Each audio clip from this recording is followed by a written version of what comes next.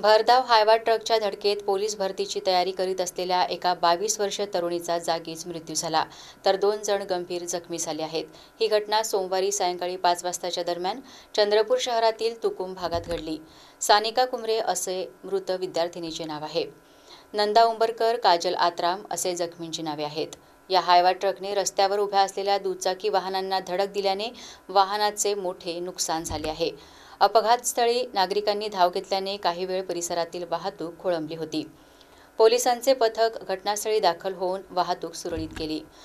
तुकुम परिसर हा गजबजलेला परिसर असून येथे मोठी वर्दळ असते।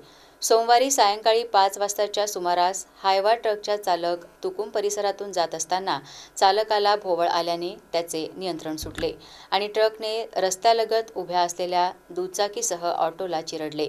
या घटनेत सानिकाचा जागीच मृत्यू झाला, तर इतर 2 जण जखमी झालेत। नंदा उंबरकर, काजल आत्राम यांना उपचारासाठी रुग्णालयात दाखल करण्यात आले। काजल आत्राम हिला जास्त इजा असल्याने तिला खासगी रुग्णालयात दाखल करण्यात आले आहे। या अपघातात सानिकाचा मृत्यू झाल्याने पोलीस होण्याचे तिचे स्वप्न अपूर्णच राहिले आहे।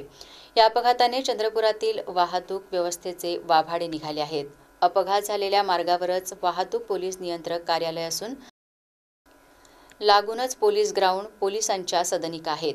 या परिसरात बिनदिक्कतपणे केलेल्या अतिक्रमणाने रस्ता निमुळता होतो, मग पायीही चालता येत नाही। भरधाव वाहने यात भर घालतात। कित्येकदा किरकोळ अपघात ताडोबाकडे जाणाऱ्या मार्गावर घडले आहेत।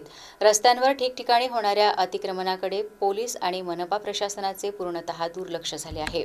शहरात कोणीही कुठेही वाहने उभे करावेत, त्याला कोणीही हटकणार नाही अशी स्थिती आहे।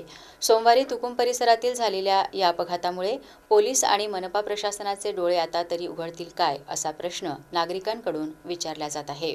तुकुम येथे एक मोठा अपघात झाला। या अपघातामध्ये एक मुलगी सुद्धा मरण पावली आणि 4-5 गाड्याला चिरडत एक हायवा गेला। ऍक्च्युली याची परिस्थिती अशी आहे की इथं ट्रॅफिक फुटपाथ